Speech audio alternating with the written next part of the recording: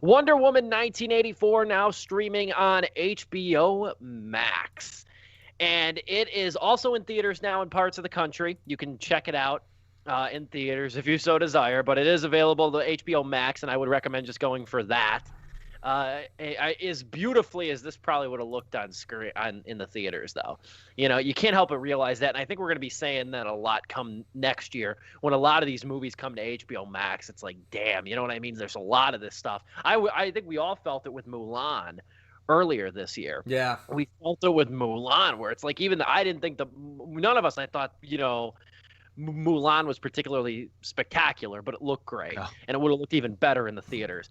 But Wonder Woman 1984, and with this one, it takes the narrative direction of like an 80s sci-fi comedy, sort of like Weird Science or Zapped, if you remember that one, with its central premise revolves around this wish-granting dreamstone, which is very hokey in 2020 to have that kind of a premise. But I'm not going to lie, I thought it kind of worked. There's one overarching issue that I think a lot of people can't get past with this movie, or even if they don't want to call it out by name, that's the issue. I will touch on that in a minute. But I found this movie's concept to be fun, rather lighthearted.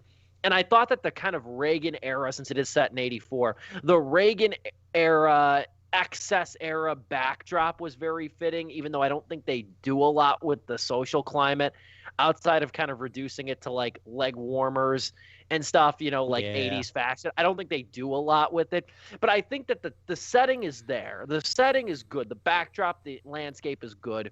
And I think that it has a lot of characters that I think it does humanize. Between Kristen Wiig's Barbara, you have Pedro Pascal's Max Lord, who I don't think is humanized quite as effectively, but I think that he's given a presence, if nothing else. And then you also have the return of Steve Trevor from the first Wonder Woman film as well, played by Chris Pine.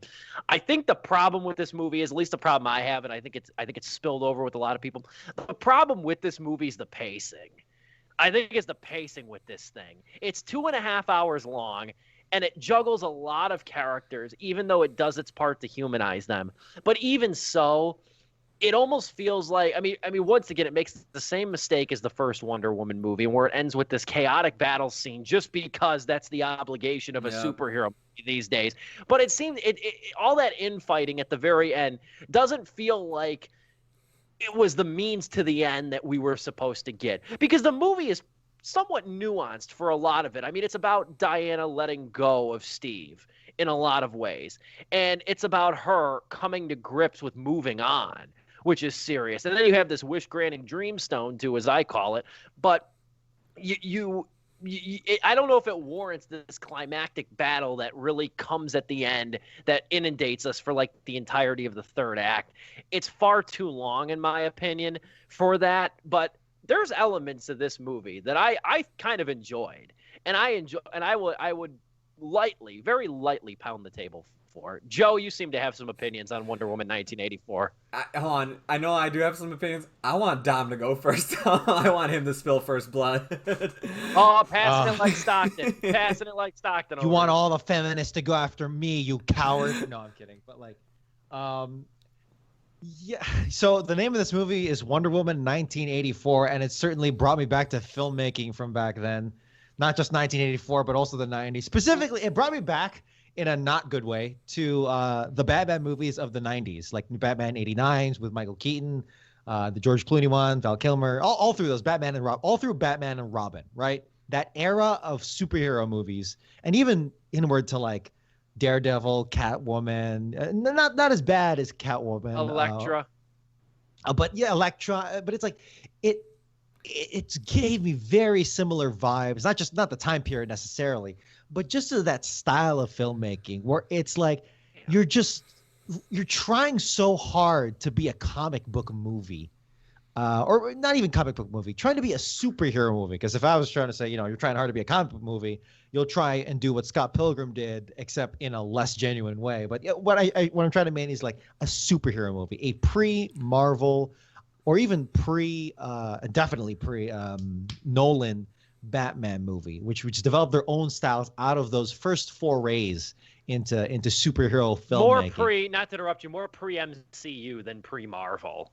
I'm sorry. If you're gonna factor that in is what I Elektra meant. and Daredevil, yeah, more pre-MCU. That is what I meant. Yes, pre-MCU, pre-Nolan, and all that. Man. Exactly, and it harkened back to it and that's not a compliment. That is not a compliment because I did not like that era too much, and it tried to grab bag so many things, tried to take on so many so many themes and characters that it kind of fell under its own, really just fell under its own weight. If it was even trying to carry any of that at all, because it really was just kind of wandering through these plot points.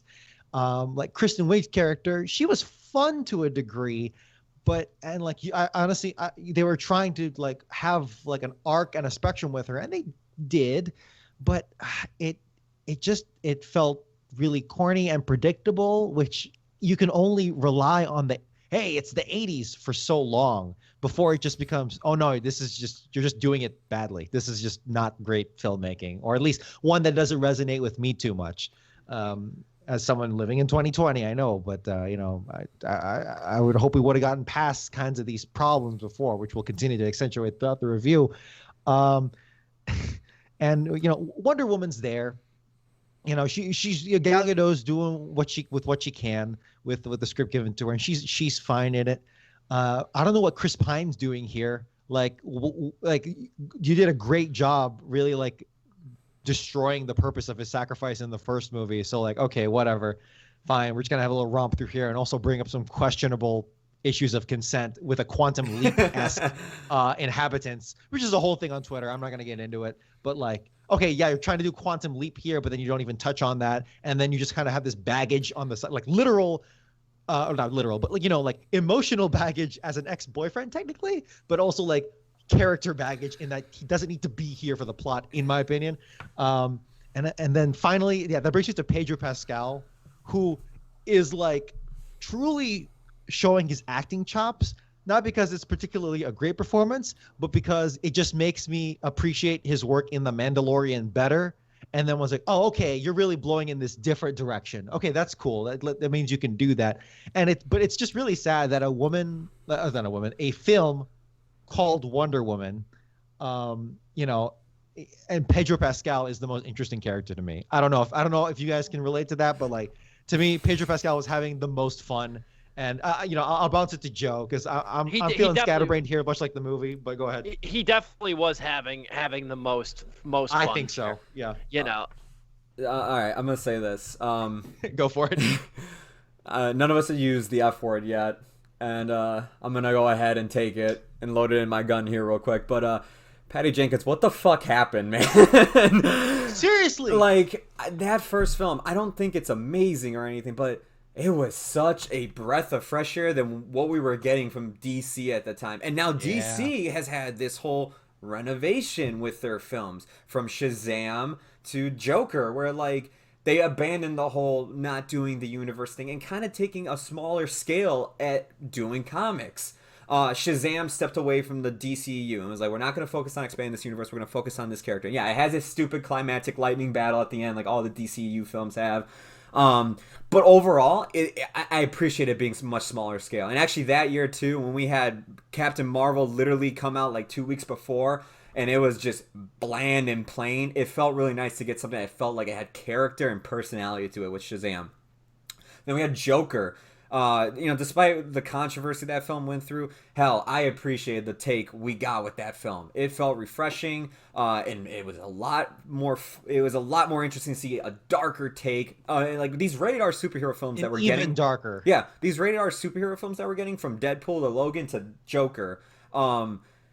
They've all had a very interesting take on the whole R rating and what they wanted to do with it. And some have done it better than others. I think Joker, out of the three that I mentioned, is the weakest, but it's still a good film. I didn't want to cut you off. I was going to say Birds of Prey. I was about to get to that one next. Birds of Prey, this year came out, and it was one of the few movies I actually saw in theaters. And here's the thing. you have this whole, women empowerment thing and everything, and I think it does it well in that film. And it has the rated R thing, and it has some character to it. It abandons not connecting to the whole Suicide Squad and the DCU thing, and it focuses more on Harley Quinn for the most part. It does try to build up the Birds of Prey aspect, and I think that is the weakest part of the film. But to me, I had a lot of fun watching that movie when it was Harley Quinn or Ian McGregor as Black Skull, or Black, whatever the hell the villain's name is. I get mixed up with all these villain names in DC and Marvel. When he was on screen as well. When we get to this film, in 1984, Steve knocked it out. He already just mentioned the thing. The pacing in this film is really bad, man. It is horrible. I remember just sitting there and just feeling like this film had at least like 4 acts. Like we had a setup act, then we had the first act, then we got to the second, then we got to the climax, and then we got like a conclusion to the climax. And it's just like, dude, when is this movie gonna end?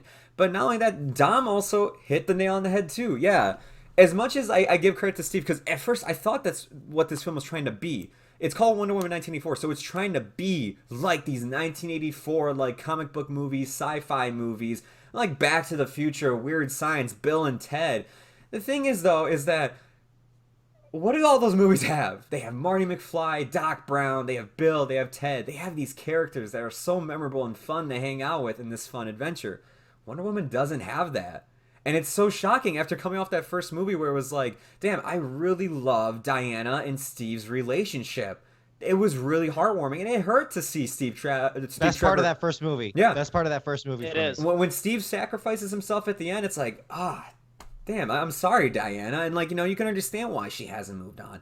But then you get to this film, and the film is trying to do too much for its plate. It really is. You have so many plot lines going on, as we were saying, and I think everybody here does a good job. The thing is, though, is that the amount of screen time that's split between everybody, you just don't get a feel for any other characters.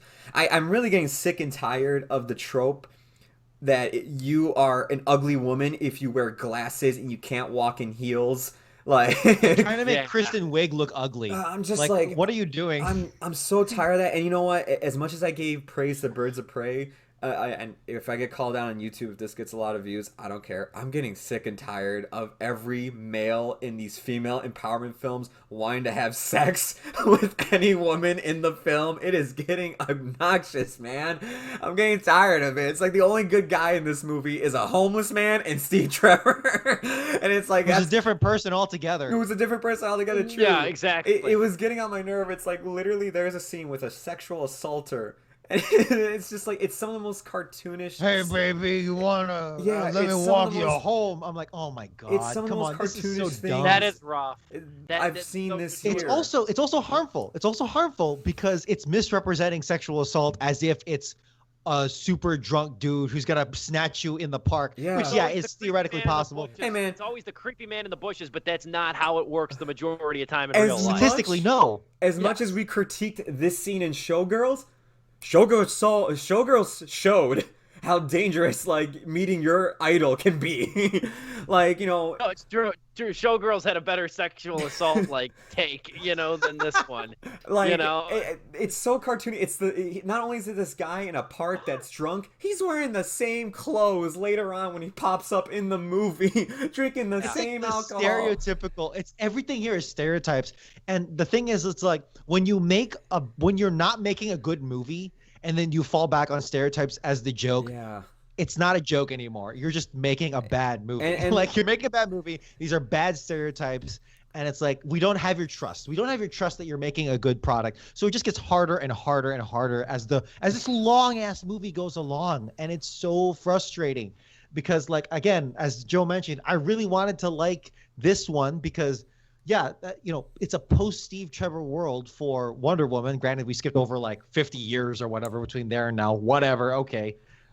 Like, why didn't we get a Wonder Woman World War II? That would have been sick, but whatever.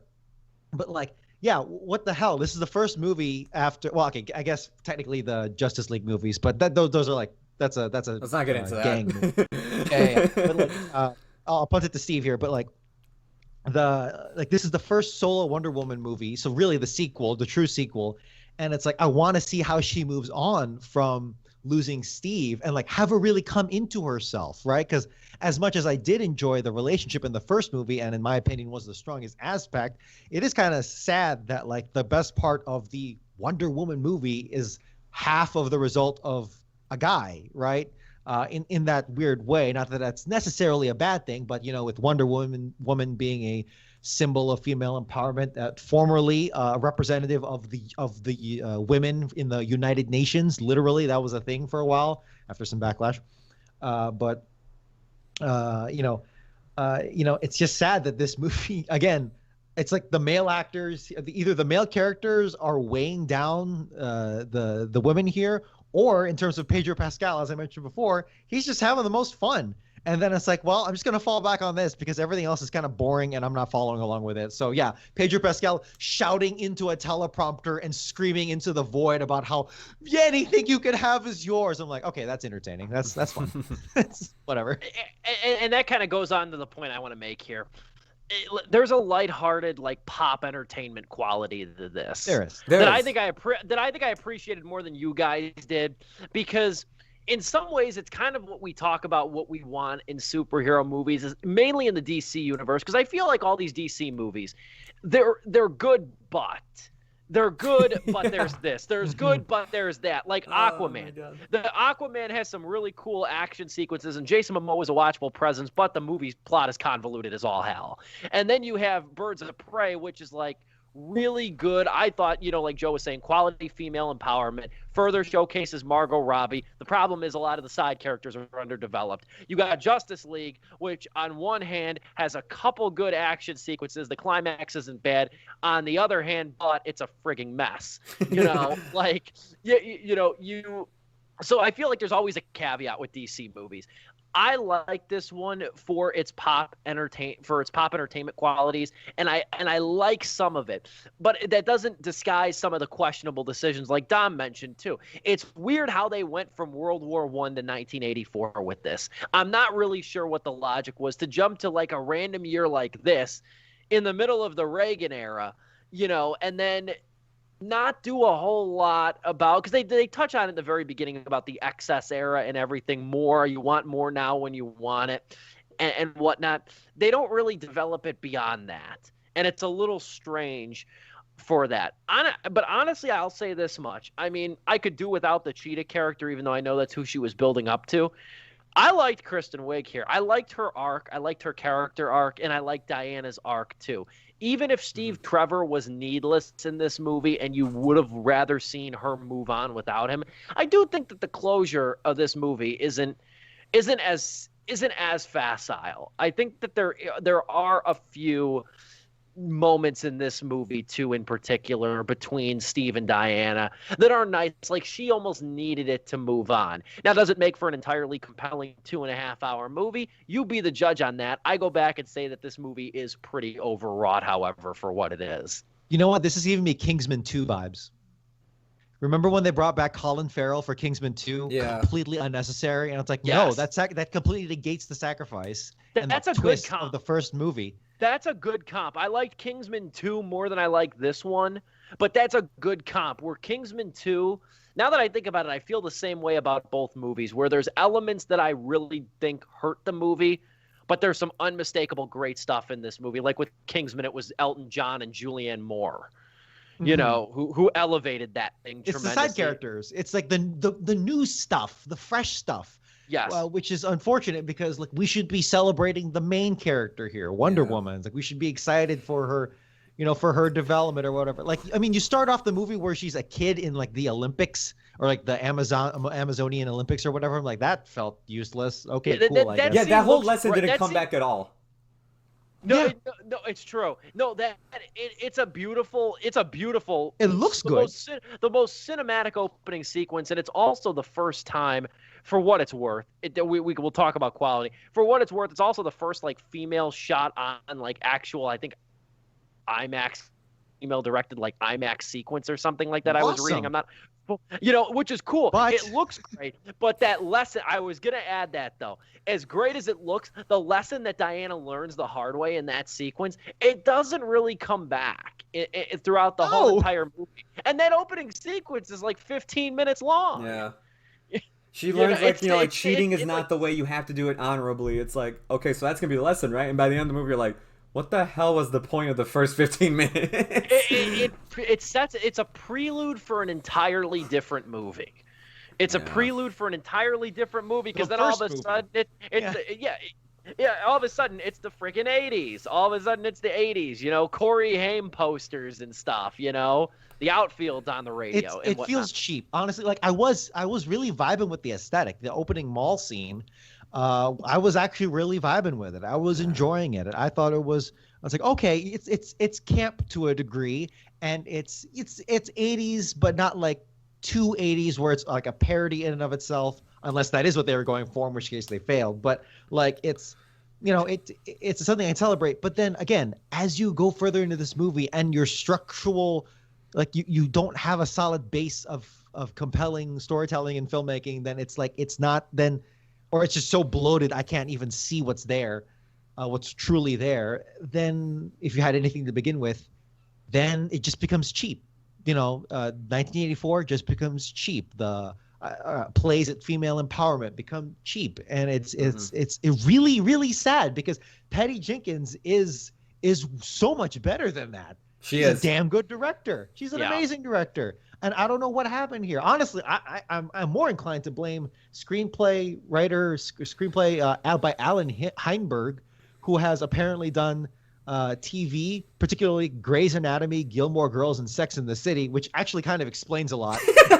Wow. Okay, that just answered everything right there. I'm just learning about this. I'm looking at Wikipedia. So Alan Heinberg, whatever. I don't know. Maybe there's Alan Heinberg. I remember when I binged Sex and the City. I remember that name. And it's like, okay, maybe that has something to play with it. I just literally found that out now. But regardless, it's inexcusable to me how you can, like the DC cinematic universe, from Man of Steel to Justice League, is one of the most atrocious things to come out of filmmaking in a long time. Just because they already had the playbook. Not just a playbook, but a chance to do something on top of that playbook, which is what you should be doing. Don't just copy, innovate. They didn't innovate. They weren't even able to copy correctly. That the whole attempt at a series was just so sad and a waste of years of time, people's times, actors' times, and it was like a pace killer for Ben Affleck, who was riding high off of Argo. the Iran movie Argo. And it's girl. like exactly, and then he comes into Batman, and it's like, oh Jesus Christ, oh man. But and then you bounce back, so you have those lessons to learn from, and then again, I'm talking DC as a whole here in general, with their movies, then you kind of bounce back with Joker, with Birds of Prey. Oh yeah, sorry, I forgot to mention the Shazam, Jared Leto Joker. Oh, Suicide Squad. Suicide Squad. Yeah, so that's part of that era. That, like, come on, you messed up here. What's going on? And then you bounce back with Joker. I haven't seen Birds of Prey, but I've heard it's an improvement over Suicide Squad. And you're learning lessons. People are learning lessons here, and then you just flub it again here. That's what hits it. That's what makes it really frustrating for me. That's what makes Wonder Woman 1984 so incredibly frustrating, because you had the chance to learn from decades of mistakes and things done right here with the superhero genre, and you have this mantle of responsibility with having Wonder Woman, one of the most important superheroes of all time, up there with Batman and Superman, and you just flub it. What's going on? I don't know who's to blame. We were kind of touching on this a little bit earlier, but when you guys were talking about that, like, the side characters in this film are the more entertaining ones. I didn't think what they eventually built up to with Cheetah. I thought the payoff was really weak with that. I was like, okay, like, why? When she actually comes out looking like a cheetah, like, I was like, this is stupid now. Like, they probably should have saved this for a whole other movie. Like, this just got crowbarred in, it feels like. But Pedro Pascal, and I will say, it was the Venom problem. It was the Venom problem in Spider-Man 3. Absolutely, yep. Pedro Pascal and Kristen Wiig, I thought, like, for the most part, were really good. And yeah, I did think Kristen Wiig was good. I've been seeing tons of people being like, Kristen Wiig is a villain? Duh, why would you do that? It's like, oh, shut up. You're just seeing people that are like, wow, man, I can't believe Steve Carell took on a serious role. That was amazing. It's just like, comedic actors can do that, all right? The thing is, though, is that, and this is probably what kills the pacing, when you get to Diana and Steve Trevor, who, in the first film, we loved watching their journey together, they don't really do anything new with the characters. It's the first journey again, but the roles are reversed. Diana was the fish out of water, and Steve Trevor was the person who's home to, you know, Britain in World War I in that world. Diana's never been outside her island.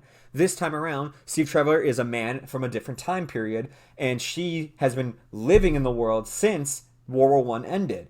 And you just switch the roles. But the problem here is Diana had this whole like idea of like, oh, it's good versus evil. There is no such thing as gray. There's this guy that's making people fight in this war. He's corrupting all these people, and that's why this war is happening. When really the whole concept of World War I is that like that kind of started because a bunch of secret alliances, and a lot of that was really gray. Like World War I was a gray war when you really think about when countries had to be dragged in because of alliances and stuff that was happening. I mean, yeah, you can totally paint like, yeah, this side was probably more bad than the other, but like overall, like that was a war that, like, you know, compared to World War, yeah, it's empires, man. It's kingdoms and empires. Yeah, compared to World War II, where it was like, okay, there's clearly a bad guy. It's just like now you have this whole idea. She comes into this war, and it's like, wait, there is no Ares, there is no like you know, overarching evil like force here, and it's like that's like a great lesson until they actually have Ares show up, and it's like, oh, why'd you guys do that? That was gonna be a cool lesson to learn. In this film, you don't have that now. It's just like you're going through the same plot line again, but the roles are reversed. But they're just using Steve for sight gags. Oh, parachute pants? Everybody's parachuting in the future? And it's just like, man, like, you guys aren't really doing anything with this. It's just the first film again. Like, it's a fish out of water story, but, like, in the 80s now. It's like, Jesus Christ, how many times have we, like, seen just, oh, remember this in the 80s? It's like, dude, man, you ain't the one to do that. Netflix does it, like, every other year with Stranger Things, okay? Like... I'm getting so sick and tired of that. It's cheap because I recognize that too. I was like, oh, okay, that's clever. Yeah, they're reversing the fish out of water thing this time with Diane and Steve. But again, when the surrounding context or even the act itself isn't that great, it just becomes cheap. Like I see through the attempts at a chuckle, and then it just becomes cheap. And as it really drags on here into like seemingly non sequiturs, it's like, what the hell? At least X-Men Days of Future Past, literally, Magneto ripped out Richard Nixon from his bunker. Like, okay, that's cool, that's funny, and like that's whatever. But like here, it's like, what is Pedro Pascal doing? Like, it also felt like the rules on Pedro Pascal's powers were inconsistent. It was really inconsistent. We're not going to get into that because we're dragging. I was going to close with that. Yeah. But we want to get into closing arguments, right? Or closing arguments. Headed that way. I hear all of what you guys are saying too, and I agree with a lot of it. The problem with this too is it's very unwieldy. I think that's another good word to describe this movie too. There's so much plot here. There's so much to humanize. There's so much to tackle. I think there's something clever to be said though about setting a superhero blockbuster in the age of 80s excess. But the problem is it is just there's too much weight for this story to bear in a lot of respects too. But I got to be honest, I enjoyed it a little bit more than you guys did. But I can concur though. It is too long, and I did think of Pedro Pascal as kind of a cartoonish villain whose motivations are those kind of typical aggravating, broad sort of motivations that superhero villains or super villains are obligated to kind of bestow. But overall, I give this 2.5 out of 4 stars, maybe a generous, lighter 2.5 out of 4 stars. I thought there was some enjoyability here overall, and especially too in the regards of the backdrop, and I thought all the performers too even do a solid job. And I'm not as negative either on Steve Trevor coming back, although I think it probably would have been in the narrative's best interest to leave him dead and have Diana advance forward as a character. Because now we're going to be hoping and crossing our fingers we're going to see for Wonder Woman 3 or Wonder Woman 2006 or whatever they're going to wind up calling Wonder it. Woman 2001 in the backdrop of 9/11. Like, at least that sounds interesting. That doesn't sound played out. I would actually watch that. I don't know. Joe, do you want to go next or me? Yeah, I'll go next. Okay, the final thing I want to say is, the whole rock that grants you whatever wishes you want. Man, like, I'm not going to go too far into this, but the rule set that this thing is given, it does not make any sense. Like, one person wishes for something, and it's the monkey paw effect. Like, you wish for something, but that, it takes something from you. Like, I want all the money in the world, and then, like, all of a sudden you lose your family and friends because you have all the money in the world, and, like, the wealth gets to you. Like, it tries to go for that, but, like, what it takes away from you doesn't really line up from what you're getting. It's like, wait, that doesn't make sense. Like, Diana's the takes these backsies rule over here isn't very consistent. Yeah, and then, like, there's also, like, each person can only have one rule, except for you. We need you to have 2 rules for the climax so we can fit you in. You can have your cheetah skin. Like, it was all over the place. And I also think the ending, like, how they resolve this whole wishing thing, is one of the most lamest things I've seen DC do, honestly. I don't think this is the worst DC movie, but, like, that, like, in terms of, like, a climax, like, I was like, are you serious? That's how you resolve it? People just go, I take it back. It's just like, come on, man. Yeah, no, I mean, this movie, to me, it's not a mess like Justice League. It's not trying to set up so much stuff that, like, it's just irritating, like Batman versus Superman. It is... My anger that you're seeing stems more from disappointment, because it's like, I like that first film so much, and that first trailer when it had Blue Monday playing, oh man, that trailer was badass, and I couldn't wait to see this. And then what we ultimately got was just kind of a disappointment. I do appreciate the performances here, and I'll say this, as we said with Mulan, that spectacle wise it looks amazing. Yeah, no, the look of this film looks great. Action shot pretty cool. The CG's questionable, but the action is shot really well. There's a cool highway chase sequence that I thought that's sick. There's that awesome shot of Diana using lightning to, like, fly through the air, and I'm like, that is cool. There's some really good looking shots here. And look, as much as I was saying, like, I don't know why Diana, like, and Steve Trevor, like, is back in the film, and like, their whole relationship is just the same thing as the first film, but just reversed, and it's kind of boring. Their chemistry is still really good together. I will give them that. And when it comes to a point near the end of the film where there's a very touching scene where she does have to move on, and I thought, like, amidst the chaos that is happening in that scene, I was like, that actually, like, if there's anything to come out of this, like, that I was finding irritating or just, like, annoying about bringing Steve Trevor back, at least that scene I was like, okay, that actually was very well done. You might think, like, wow, Joe's probably gonna give this 1 star, 1.5 stars. No, it is a 2 out of 4 star film. I don't think it's that bad, but, like, man, is it a huge disappointment to me. 2 stars accompanied with a sigh. Yeah. Dominic, send us home on Wonder Woman 1984. I'm going to start off by saying, not talking about Wonder Woman. If you want to watch female empowerment set in the 80s, go watch Netflix's Glow. 3 seasons of that. Yes. It's awesome. Glow is awesome. It is. Allison Brie is doing kick flips. Mark Moran is insulting people. Gina Davis runs a casino. It's badass. That's what I kind of wanted out of Wonder Woman. But unfortunately, it just couldn't decide on what it wanted to do. Did it want to, be an 80s send up? Did it want to be like an early 90s Batman-esque superhero movie where it's just kind of being aimless? I'm sorry, it wound up being that. Or did it want to be a deep introspectual, like, this is my life without Steve, except you brought back Steve. And it's like it just couldn't decide what the hell it wanted to do. And that's really, really, really disappointing because, so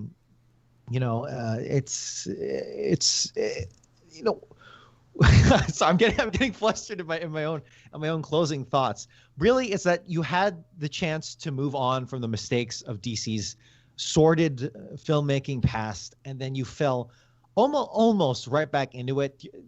We're lucky that we don't have a whole other cinematic universe where it just sucks even more out of it, where it kind of had to, but it fails on its own in that way, at least. But you know, I'm gonna have to give this like, oh my god, I'm gonna give it 1.5 out of 4 stars. Wow. And you know, that extra half is taken away because dude, if you want female empowerment, I would think that if you're a feminist, you'd be really disappointed with this movie because it like you have the ex-boyfriend, like the dead boyfriend here, as baggage dragging her down. Pedro Pascal is a way more interesting character, I think, who's just stealing every scene that he's in. You know, aimless. You know, and then your Wonder Woman here is just aimlessly going through the 80s, and it's just really sad to see and really disappointing. So an emotional 1.5 out of 4 stars for me. I really wanted to give it more because I like Joe said, that trailer had me hyped. That gold armor had me hyped. The aesthetic of that poster had me hyped, and I wasn't really that looking forward to this movie, but it gave me hope.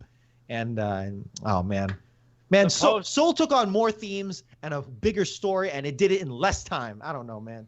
And the posters, they did leave us with some pretty posters though, if nothing else.